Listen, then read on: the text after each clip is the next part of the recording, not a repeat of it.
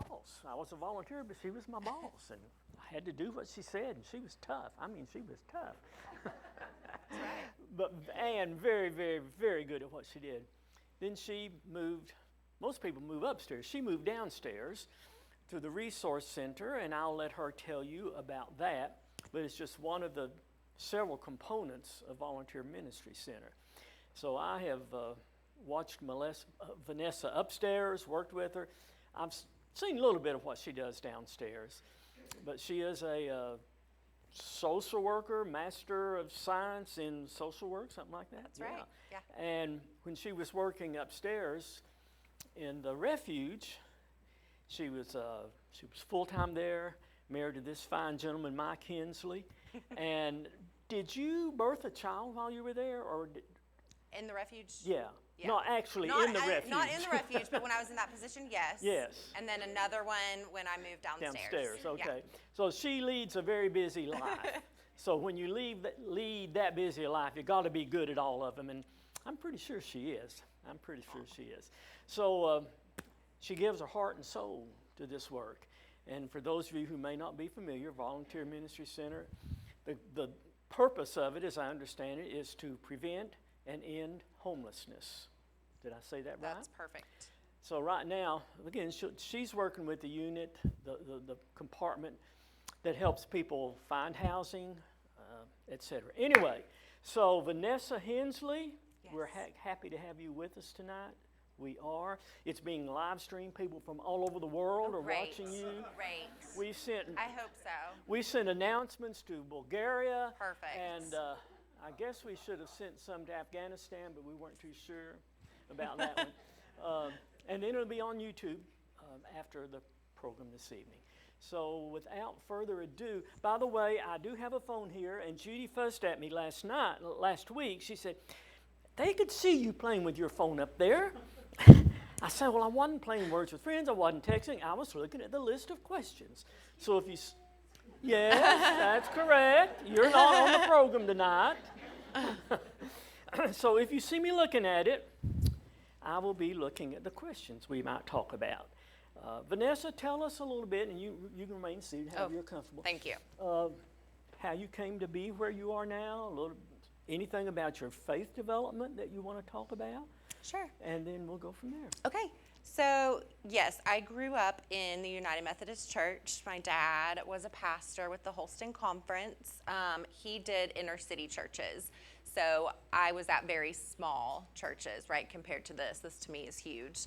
But with that, I was exposed to so much, and it really helped me, I think, grow into who I am now, right? Like, I went to church with people that looked very different from me, and different socioeconomic class, just all of that. And so I really enjoyed that. At the time, I don't know that I enjoyed that, right? Because there was usually not a ton of kids there. But, so I grew up in the Methodist church, got married to my husband, and then we continued to go to church together. And then I didn't start college until after we were married because I just didn't know what I wanted to do. So I finally decided that I wanted to help people, but I didn't really know what that looked like. I knew I did not want to do ministry, but I had never really heard of social work until someone explained it to me. And they said, well, if you want to help people, you should probably go into social work. And so I remember having a conversation with my dad, and I was like, Dad, I'm going to be a social worker. And he was like, no. You just kind of hear about all the downsides of it. But anyway, so I went on, I became a social worker. I got my first job at Volunteer Ministry Center.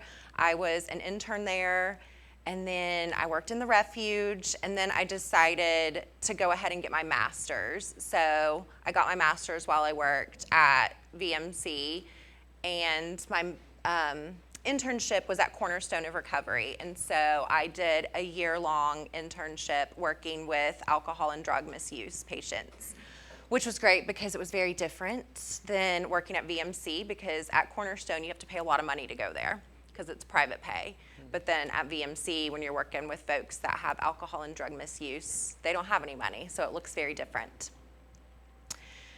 So yeah, that's kind of been my journey of work, I guess, over the past 9 years. I've been at VMC a little over 9 years. Tell them a little bit about the refuge. I didn't say Yeah. exactly what we do. No, in the that's refuge. good. So the refuge is ran, it's changed over the years, but it's only ran because of volunteers, right? So Jim has a certain day that he goes there.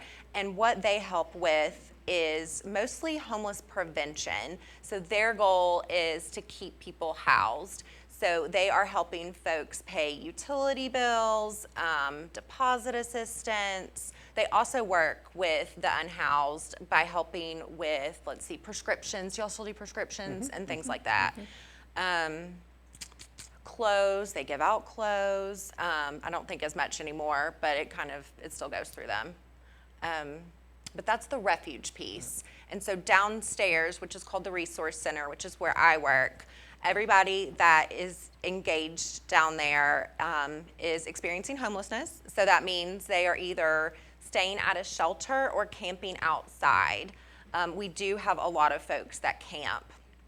And when I say staying at the shelter, they can either stay at Carm, which is Knox Area Rescue Mission, or we have what's called the Foyer. The Foyer is a low barrier shelter, and it is less restrictive, right? So it really focuses on folks that cannot stay at Carm. So if they're barred from Carm, if they have alcohol and drug misuse and they can't stay sober enough to stay at Carm, they're allowed to stay at the Foyer. So we work with those folks, and they have a housing case plan, and we help them get into permanent housing of their own. So basically, we guide them through that process. So it might be getting IDs, birth certificates, social security cards, that sort of thing. And then we work with them through the end. Even once they're housed, we provide housing case management after that to make sure that folks can sustain their housing. I think the most that's changed over the last, I don't know, probably 2 to 3 years is the population that we're dealing with. So it's more of drug and alcohol misuse. The opioid epidemic has really taken a toll on folks.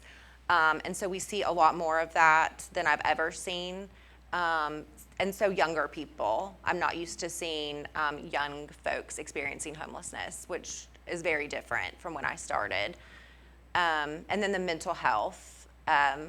We just haven't quite gotten mental health right in our system yet here. And so we deal with a lot of folks that are experiencing severe mental illness. I won't bore you with the details, but basically one of our grants through the city says that at VMC we work with the most vulnerable in the community. And so we're kind of working with like the sickest of the sick, basically. And tell them a little bit about Minvilla and then the new place, Caswell. Yeah. So Minvilla is great. Minvilla is a 57 residents live there. It's permanent housing. You have to have been chronically homeless. I'm sorry, was that me? No. You have to have been chronically homeless to live there. And also a disability. And so that disability is mental health, right? Because we're not like a skilled nursing facility. And so it's, Is it me? I'm breathing. She Just makes glad it me do wasn't this me. at home all the time. Hold your breath, please. So yeah, at Minvilla Manor, 57 residents.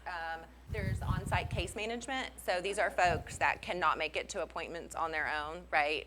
We help them get to doctor's appointments, help them with disability, all kinds of different stuff. But there's also on-site. Someone is on-site 24 hours a day just to kind of overlook the facility. We know who goes in, who goes out, that sort of thing. But again, it is their permanent residence, right? Like it's their own apartment, so they can do what they want in there.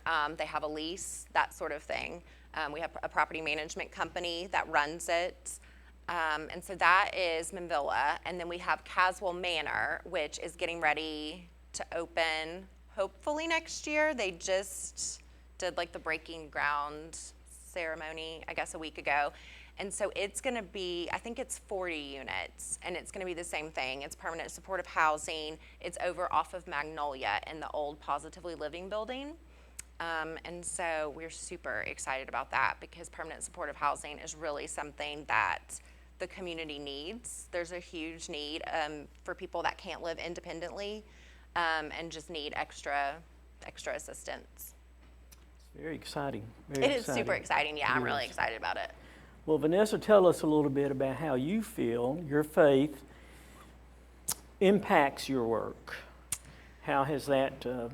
Yeah, so I guess I feel like I'm where I should be, right? Like I think like if Jesus was walking around with us, like I think he would be down under the bridge, like hanging out with the folks that I hang out with, right? I think that is what like I'm called to do, and I think that that's what he would do if he was here, right? Like I don't know. I don't picture him hanging out in West Knoxville going to Ruth's Chris, I just kind of Oh, come on now. I picture him, I picture him hanging out with the folks that do suffer from alcohol and drug misuse and mental illness and all of those sorts of things. And so I do think that has definitely guided my career. I think that that's what helped me know, like, yes, I want to help people and not really understanding what that looked like. But I do think the helping aspect came from like my relationship with God. Well, I'm sure of that. I'm Yeah. absolutely sure. Do you feel there's ever been a time when you felt faith got in the way of your work? That maybe you could do it better or in a different way if you were not a person of faith? And which would not cast a shadow at all on what you're doing, Sure. but I think would say something about the kind of work you're doing and how difficult it is. Yeah. So I think the way, and this may not answer your question, so tell me if you need me to answer it in a different way.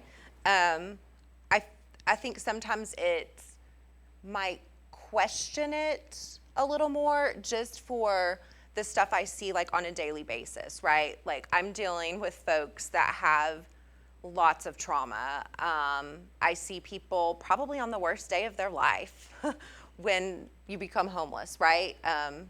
I see people that have been physically abused, sexually abused. I also work with like the other side of that, right? So we work with sex offenders. And so sometimes that's just really hard, but I still like that I do that, and I still like the fact that like I'm able to work with everyone. And you Does are. that make sense? It does. Okay. Absolutely. Okay. Yes. So I know there are times in the kind of work she does, and which I do occasionally, very occasionally, that you just want to preach a sermon to them. Has that been your tendency at all, or, I mean? Yeah. To the folks that I see? Yes. Yeah, yes. sometimes. Yeah. And it's hard not to do that. I And just you wanna know it's shake not them. the thing. Yeah. Yeah. Okay, so you have 4 children, and the father of that one is this person, father of that one is this person. You don't know the father of that one. You just want to say, I could help you. Well, no, I couldn't help you with that, but I could help you prevent that, Right. or something like that. But you can't do. We can't be judgmental. We and can't. we don't want to be. No, because that's not helpful. Like I just have to remember for myself, like what is going to be most helpful for the client, right? So for the person that I'm working with, like we do sit down and I go through like your background, and so you might tell me about these traumas that you've had, and if it is a mom with 5 or 6 kids that all are in DCS custody and she doesn't have any of them, she then also talks about the trauma she experienced as a child, right? So, And there's a lot of that, and isn't there's there? always that. There's always that. It always comes from somewhere. And so that, I think, makes it easier for me to understand and be a little more empathetic, because to be honest, when you see it day in and day out, you can get a little frustrated, you can get a little burnt out, but I just remind myself that every person's story is very different, and what they've gone through has led them to where they are. Not that they can't change, obviously, to make better decisions, and I try and offer up, some suggestions, but knowing that that is not necessarily gonna help either. Yeah, don't want to be judgmental, and we try not to, and I know they try not to. sometimes, how many people do you take home with you every night? I've gotten much better, like mentally. Yes. Okay, so yes. I've gotten much better over the years. When I first started working at VMC, I remember going to Bruce, he's the CEO, and just going, oh my gosh, like, I don't know how you do this. Like, it's cold outside, and I just met with this person, and they're sleeping on the concrete. Like, I can't separate that. And he gave me the parable. Oh, I wish I had looked that up before we came. But it's basically like I'm doing my part, right? Like, I'm going to give you those resources to try and make your situation better, but you still have to do your part. Like, I can sleep well at night knowing that I have done what I can to the best of my ability. And there's not always a great answer, but I've done the best that I can, and then you still have to make your decisions from there. Right. That's right. And that's the best thing you can do for them. Yeah. Is to enable them to do that. Yeah. We all saw on the news this week probably the situation with Greyhound Bus, who left people stranded there at the bus station. And what do you do? Right. What do you do? Right. Yeah. Okay, excuse me, I'm sorry. Let me get my questions back.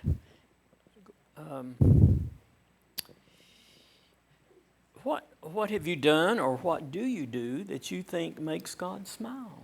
Anything? Is there a particular incident when you really just want to say, "Hey, good job, Vanessa. Oh. God was proud of you for that." That is all the time, as my husband says. Well, yeah, and it's as a community at VMC, truly. When someone gets into housing and they sign a lease, and you get to take them to their apartment and you watch them unlock the door, and they get to go into their own place. And for some people, it's the first apartment they've ever had. Like, I had a guy, he was younger, he was in his 20s, and he was in foster care. And I remember he said, "This is my first place." I was like, oh my gosh, because he had just skipped around forever, right? For different foster care homes to then becoming homeless. And so to watch him go into an apartment was really cool. Sure. And so I think God likes that. I don't think there's any question about it. And I think he likes to see the people that we help and us helping them, right? Like, we work with the unlovable. We do. To be quite honest, a lot of the folks are not very lovable. And I think that's good, right? Like, I'm glad that we are there to help them and to show them kindness, right? To show them some kindness and some compassion, because they need it. And to watch relationships form as well between, case manager, client, that sort of thing. It's fun to watch them work. And it seems strange to say it's fun to watch them work, but it is. One day, just a few weeks ago, Vanessa, I'm not sure you were part of this conversation, but Opal and 2 or 3 others were talking about some of the victories they'd had within the last day or two. And you'd think, and they probably were talking about some of their very best friends, some great things, some things they have overcome to get to where they want to be, get closer to it. And it was fun to watch them. And I remember one day, it might have been about a year ago, you probably don't remember because it's part of your everyday work, but I was trying to help someone with, I think, trying to get them to one of the crisis centers or something. And so I called Vanessa downstairs. Vanessa, come up. You remember? I don't know if you remember or not, but she came up. I think was it my first day back from maternity leave? It might have been. I think. It might have been. And he became a client for months and months and months. Yeah. But it was, it was a sad situation. It was. You don't want to put them back out on the streets. The shape they're in, that'd be a sin. Right. It would be a sin.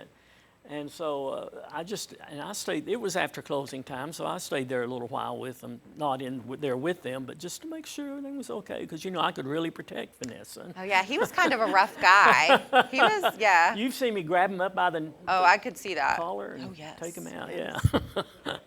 But they do. It's obvious that they are not, well, when you're in social work, you don't work for the paycheck. No. It is helpful to have that. Is that It's right? helpful. Yes, But it's you helpful. don't, yeah. You don't work for the paycheck, No. and I'm sure your family suffers a little bit from that. They think don't so. look like they've suffered, but I'm sure they do because they lose their wife and mama sometimes. Oh, yeah. To the work. Yeah. Yeah. Okay. Do you ever whistle while you work? Do you ever pray while you work? Oh, dear. Sometimes I think, oh God, what am I getting myself into? When there's situations at work, we have no security at my work. Let me say that. And so, since I am the director downstairs, right? Like I kind of feel like it's my responsibility when something happens that I'm the first person there. So sometimes I'm thinking, oh God, what am I getting myself into? You know, I'm getting between a guy with a baseball bat and a machete, like literally 2 weeks ago. And it was like, whoa. So maybe in instances like that, but I don't know. I think I'm so busy throughout the day that sometimes it's just on to the next thing, honestly. Someday it'd be interesting just to sit down there, and you probably all leave at different times, but just to watch you all leave with your either heads down or heads up or crawling to the car or running to the car to get away or whatever it might be.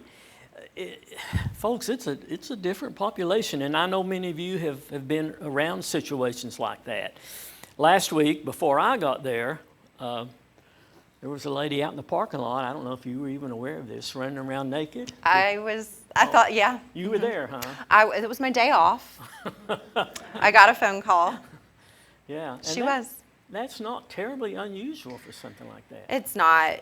She was extremely mentally ill. She's also drug and alcohol misuse, but she felt like her clothes were on fire. And so she chooses not to wear clothes. And it's really sad because she keeps coming back. We see her week after week after week. And I think that's the daunting thing, and that sometimes when I feel like I'm losing hope, right? Like, where is God in this situation? It's in situations like that where I'm seeing this poor person that is so sick and our community has nothing to offer her. So I like to think that at VMC, we're doing our part to try and help connect her to the right resources. We meet with city council and do different things so that the community understands what's happening, because they're our neighbors, right? Like, they're people, and we're just watching them suffer, and it's terrible. It can be really hard. It is. Is Officer Clinton still working some with? He is. He is now Sergeant Clinton. Oh, he's Sergeant. He's Sergeant Clinton. So we now have, I don't know, it's him and Officer Murette, and so they work the homeless camps, okay? And so they go out into the camps and try and talk to the folks about resources. They don't arrest them. It's nothing like that. It's literally just trying to connect them to resources in the community to get them out of these encampments. And so there's Clinton and Murette, and they do that. And they've also added a social worker that goes with them to crisis situations. So when Clinton responds to someone who's mentally ill that's threatening to harm themselves or someone else, a social worker now goes with them, which is great, to get them, honestly, the help that they need that's not jail, right? Because what's jail gonna do? It's not gonna really help that situation. Let's get her somewhere, or them somewhere, that they can get on some medical assistance, some mental health treatment. Wow. How many people a year? Now, I understand with your statistics, if you say we've helped 400 people, I don't know, maybe a high number, to find housing this year. Yeah. That doesn't mean you just take them there, open the door, and put them in there. I wish. It'd be much easier. So how long do they have to remain there to be counted as a sort of a success story? Okay, so there's kind of two parts to that. So we do count the number of folks that get in, right? So when they sign that lease, that is a number. But then they also count the like the retention rate. And so that is at like 93%. I do think it's gotten lower since we started doing what's called the CHAMP process, which is what I was talking about earlier, how we have to work with the most vulnerable folks in the community because they're really sick, and so they're harder to house. And so the rate has definitely gone down a little bit, but it's around 93% of a success. Very good. And that's for people that have been housed a year or longer. Excellent. What's Yeah. the total number? Do you know? Oh, I through knew the you were going years? to ask that. Man, it's 1,000 and so. Wow. I don't know. I should have looked that up. So there are Sorry. 1,000 people now Oh, yes. who are being homed Yes. who might not be there if it were not for. Absolutely. It's a Volunteer really Ministry hard process to get housing. is, I don't it think, like, just to figure it out, it's not like you just call an apartment and you go sign a lease. It's, finding subsidized housing. Most of the housing is full, so then you're put on a wait list, and then you've got a criminal history, and then we're trying to figure that out, and you're getting all of your IDs. And so when I first started, when there was more housing available, we could say that we could get someone housed between like 4 and 6 months. But now it's like a year. Because they're not evicting a lot of people. That's part of Because it. of COVID. Absolutely. Right, That's part of it. Right. So what percentage for whom you find housing pay anything toward their rent? Or So I don't know a percentage. Okay. What I do know is we help folks get typically disability, right? Most of our folks are disabled. They're mentally or physically disabled. And so we get them in affordable housing. And so with affordable housing, you pay 30% of your income. So that's what most of our folks pay. There is something that's called a hardship exemption. And what that means is if you're in the process of applying for disability, you don't have to pay a minimum rent, okay, until you're approved. So most folks pay something. Most folks, like, the goal is to get them income because without income, it's really hard to stay in housing. So the goal is to get folks in affordable housing, and that's what we don't have here, is much affordable housing. I don't know if anybody's looked, but rents are very expensive, and a minimum wage job will not pay rent. Right. Like, even, just a regular person that works 40 hours a week at a minimum wage job, it's not a livable wage. No. And you'd be surprised at the number of people with whom I've talked up in the refuge who say, and I'm thinking of one or two young mothers whom I happened to see on the same day. They live off of Broadway toward Adair. They said, I walked to one job at Denny's and another job at another fast food place there on Broadway. And she has children. I don't know how you do it. So because, it's not all people yeah. out there just trying to, No. not at all. No. We have a program that Opal works in. It's called Rapid Rehousing. And so those folks are a little easier to house. Most of them have income, and they don't have what I will call a colorful background. Their background is a little bit cleaner, so it's kind of easier to find housing for them. But we have had people that work for the state. We have had a corrections officer come through. These are people that have lost their apartments just because of a livable wage. It can happen to anybody. It can, and some of the people I've talked with have college degrees. Some of them Oh, yeah. have postgraduate degrees. I met a social worker. She it scared me a little bit. Yeah. She had her master's, and I thought, oh man. Wow. But yeah, it's But you hit on hard times, absolutely. and sometimes it can't be avoided. And so Yep. many of them say, we're estranged. Yeah. I'm estranged from my spouse, my parents, my siblings, and that makes it different. Their support system is very small. And if you live in subsidized housing, so for folks that do maybe have a family like as a support system, you can't have overnight guests, right? Like, they're very, like, they crack down on that, which is good. But so when it's like, oh, just go stay with a family member, well, you can't really do that if you live in subsidized housing. You can't just move in, mom, or move in, John Smith down the road. It doesn't work like that. Doesn't work. Yeah. It's a multifaceted job. Yeah. Judy worked for a while with Cherokee Health Systems, and actually the clinic started out at VMC is how she got connected, and then moved all that to Cherokee. And one story she tells is of a fellow that I guess VMC found housing for them, Judy, the guy who said he had been on the streets for so long, when he got in his apartment, he slept on the floor because he didn't know how to sleep in a bed. Yeah. Yeah. It's a transition. We have folks that don't stay at their apartment. We have a lady right now who we're just trying to get her to come in one day a week, right, to her apartment because she's not used to being inside somewhere. And when you're out on the street, you do have a community, right? Like you have a community of people that you kind of take care of each other. And so to go into an apartment by yourself and close the door behind you can be really scary. And so it can be a huge adjustment for people. And they form alliances, sometimes with people they haven't known 24 hours. That's the worst. And they'll bring them in and say, this is my girlfriend, this is my boyfriend. This is my fiance over here. Yeah. And it's just double trouble. It is. Yes. It never ends well. No, not never. like that. Not when they meet at Carm. It typically doesn't end well. No. Vanessa, anything?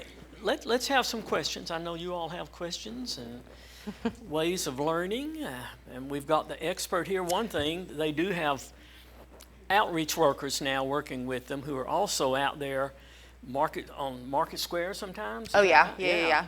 To get familiar with some of the population and try to let the people recognize them, and so hoping they'll come to them to talk. But I think that's a marvelous ministry. It's great. Yeah. It's great, yeah, because it starts with building that relationship with folks that would never utilize services before. I don't think I realized how many people that are in encampments, right, that you just don't really see. And they're scared, right? Like they're scared too. And so they don't either know how to utilize services, or honestly, their mental health makes it so hard for them to utilize the services. And so when the outreach workers go out with them, they take them like snacks and waters and things like that, and just slowly try to build that relationship of like a trusting relationship with them. Yeah. It's great, yeah. I know when Vanessa was upstairs, we volunteers, when we interview someone, we get all the information we can. How did you get here? What are your resources? How much are you needing? And so we get all this information together, and I'll go see Vanessa. Yes, Jim, what do you want this time? No, never that. And I'd say, Vanessa, this person, it was her job that she was responsible for. She'd say, that we're getting a grant for this particular help, and it doesn't allow us to do this, or this person we have a charity check where we go online and check and see where all they've been. Anyway, for any number of reasons, the responsible thing to do is not to help them. So my guess would be that would be a time when you feel like your faith is working against you because Absolutely. you want to help them, yeah. but you can't, and yes. you know it's not the best thing for them. Yes. And they will tell me that. Yeah. Oh, yes. I've had people tell me, who's your supervisor? I'm going to call them. Okay, fine, sure. Yeah. And it makes you feel funny. It makes you feel bad. Today, she's a not well person, and she came in, and she always steals every time she comes in, and it's always food, right? So yes, I do have empathy, for that. But it's time and time again, and I was like, I found her in the kitchen, and she's got all this food, and I was like, Maggie, what are you doing? She was like, I was just getting a snack. It's like, okay, we can't do that, right? You can't just walk in someone's kitchen and get yourself some food. So I got her a snack, right? I got her something to eat, but it does feel bad to tell people, no, I can't help you with this, or... Well, we thought you were a Christian ministry, they say. I get told that a lot. I thought know. you believed in God. I don't know. Oh, my goodness. Well, okay, what questions do y'all have? You said the homelessness is getting younger and younger. What is the younger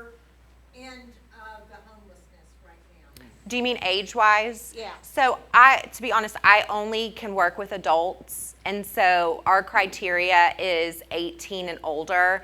And if we have someone that is 20, I think it's 22 and below, we refer them to a different program. It's called Youth Wins, because they have better services, right? Like, they can help with school and some of those things, like if they're still in high school. But I see folks like in their early 20s still, which is something, again, that I really had never seen before. And it truly is the opioid epidemic is what has caused that. Which also, here's my little soapbox, comes from trauma that they've experienced. And they're just trying to figure out a way to deal with their traumas. Absolutely.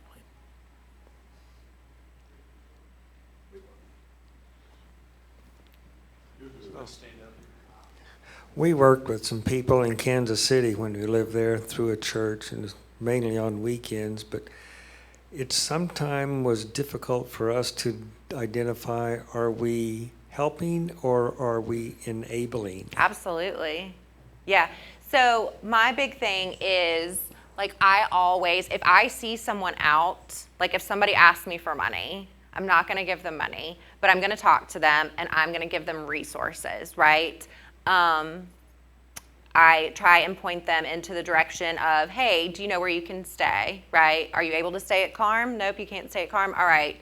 Have you talked to a street outreach worker somewhere to get them into some sort of shelter? There's also, like in Knoxville, I will say there are tons of places that serve meals, okay? Like, people are usually not going hungry. Like, that is one thing that makes me feel better. Almost every night, there is a different church or organization that comes downtown into that area to do meals. But what I do, like, because I'm very much on board with that. And so, like you mentioned Officer Clinton earlier, that's like his biggest pet peeve is people will go under the bridge and throw out snacks and throw out blankets, and it just turns into this huge trash pile because you're giving them blankets that they can't wash. Like, you're giving them resources that they can't continue to use. So I always direct people towards resources and towards housing because that's going to put an end to the problem. Does that answer your question? Charity, I believe, is what you... Toxic Charity. That's a great book. Toxic Charity, yeah.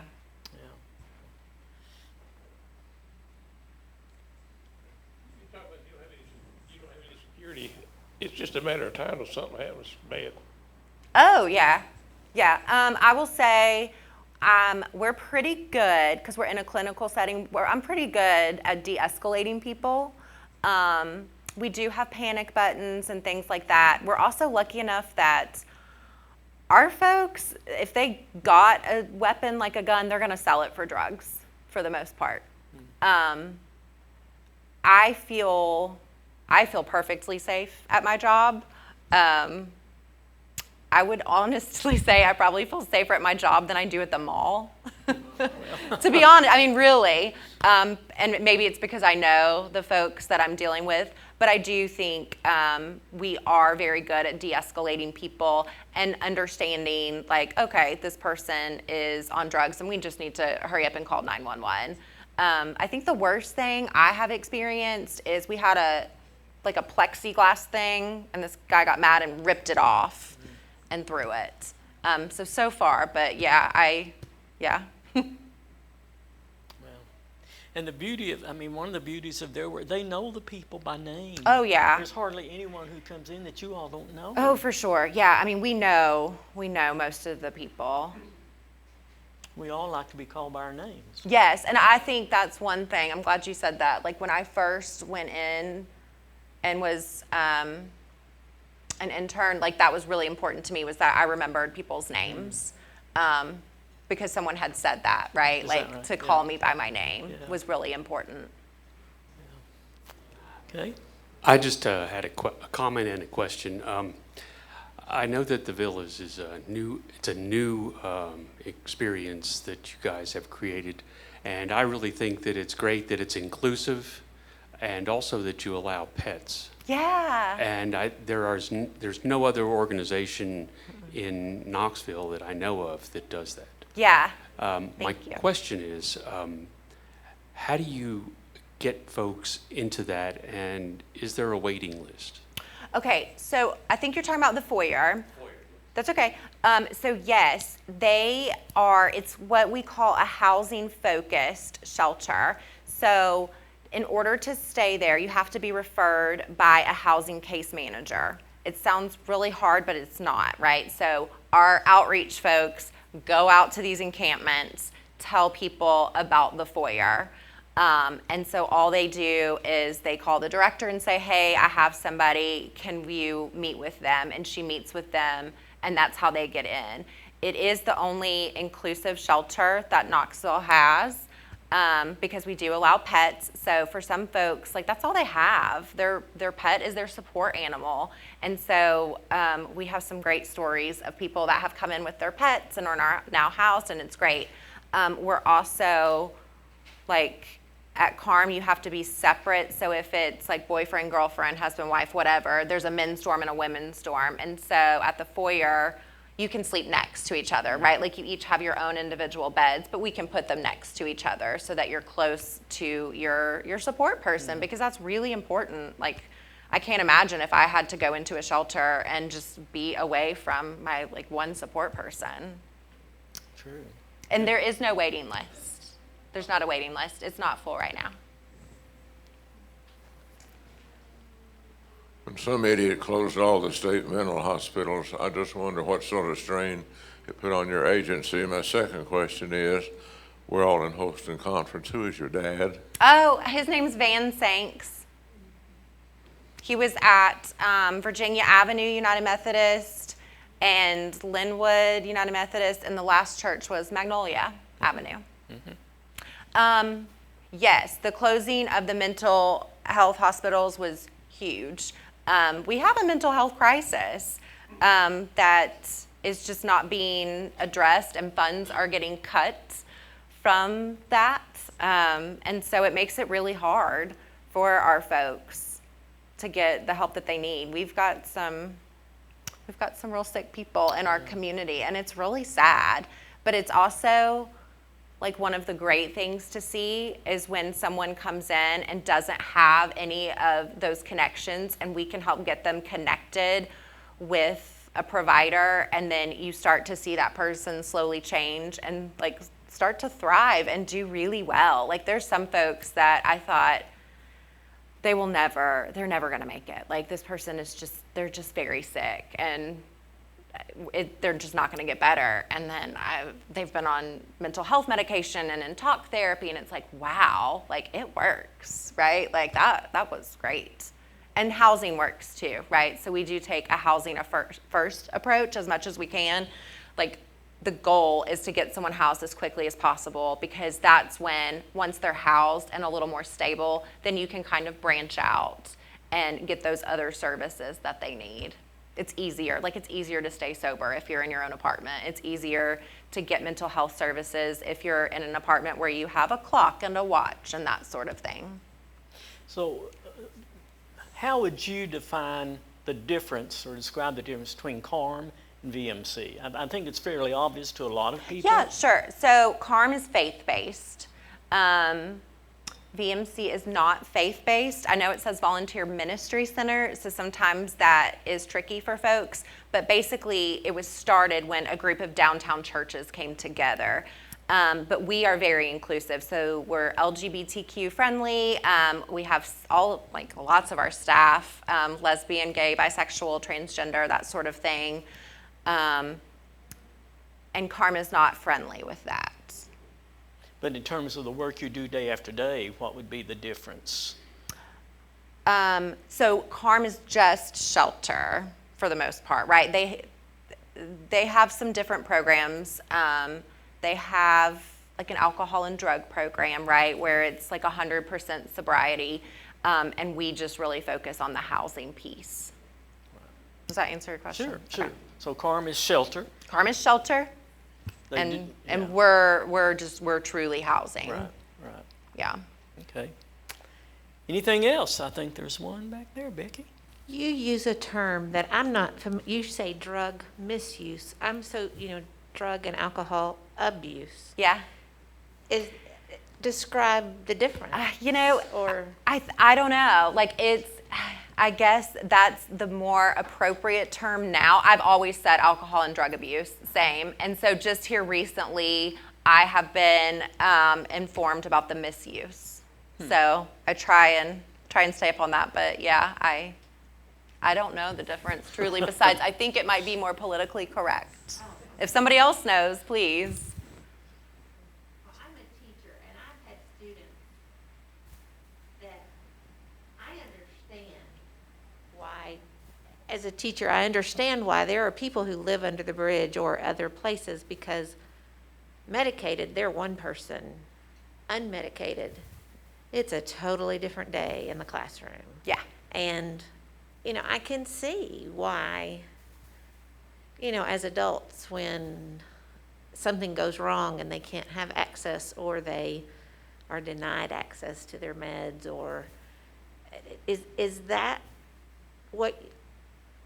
Yeah, self-medicating is huge. So when you have someone that hears voices, right? So they find out that, oh, hey, alcohol kind of calms that down. It lessens that voice. And so there's a lot of self-medicating. And so for some folks, it is once they get on medication, this is not all of them, but some that, their mental health starts improving. And so their drug and alcohol misuse improves as well. So yeah, it's definitely, it's self-medicating and self-medicating from their traumas too. I've noticed a new term recently, food insecurity. Yeah. That's a new term. Yeah, food insecurities. I'm not sure how that differs from hunger or... So I think that's like if you grow up in a household where there's not always readily available food, right? And so when you've got it, you hang on to it and you kind of hoard it. And you better believe I had my Cheetos. I was going to say, you and those Cheetos. We know. Yeah. Yeah. So it's, and I have I won't say an ongoing argument with, but I'm still having a hard time adjusting to experiencing homelessness. I don't want to argue with what you all are doing. No, it's fine. I'm just saying, I think if you're homeless, you're doing more than experiencing it. You're living it. We used to have youth groups who'd say, oh, we're going to experience homelessness for 2 nights. We're going to go sleep outside, something like that. Yeah. So, but whatever it is, you all are doing a great job working thanks. with these friends. You Thank really you. are. And Thank you. we appreciate it. We really do. Anything else? Don't be bad. Okay, Don. Thank you so much for your leadership and what you're doing and the impact you're having on our community. Just a quick question, though, is if someone in this group was moved by what you've said and wants to help in some way, paint the picture of the best way for us to help. The best way to help is to donate to agencies or organizations that are helping fix the problem. So not to individuals, right? So that's like the panhandling and things like that. I never give to that, like I said. But to really put resources in to the places that are making the changes and know what needs to happen, right? So donating money to places like VMC that are hiring case managers to help guide people into apartments and things like that. One follow-up question real quick. I see some other hands go. We have a very strong Celebrate Recovery ministry here. Yeah. Tell us how that intersects with the work that you do, or what you would celebrate about that. Well, I don't know that I can answer that. So, I know some about Celebrate Recovery, so I don't think I know enough to answer your question. I'm sorry. Oh. Okay. Yeah. Okay. I just want to know if you use 211. Yes. Yeah, we tell people about 211. Absolutely. And I think that I work with United Way. I'm a volunteer with United Way. Yeah. And so I have a little more information about VMC.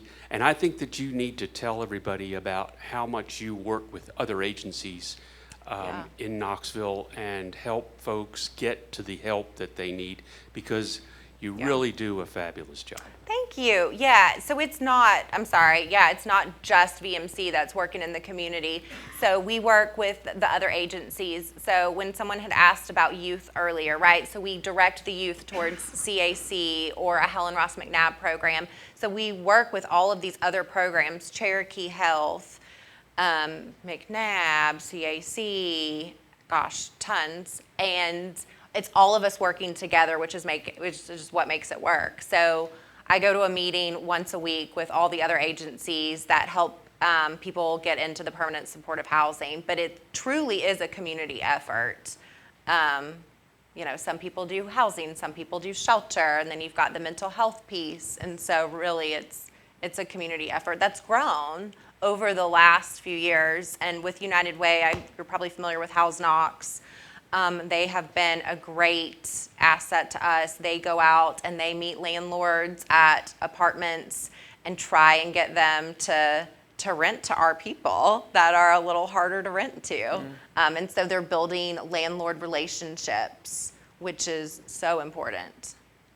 Saw in the paper that they're tearing down the Austin homes, is that correct? Yes. And building new apartments.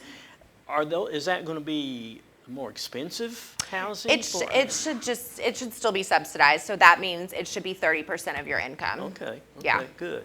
Which is great because those buildings are old. Oh, yeah. And there's a really beautiful one that went up down west over, if you're familiar, like the Cedar Bluff area at Academy Sports. There's some brand new Section 8 housing. It's kind of mixed housing is my understanding. So it's like fair market and there's also subsidized. But it's great because homelessness is not just down, you know, in this one area. And so, yeah, we need more out west too.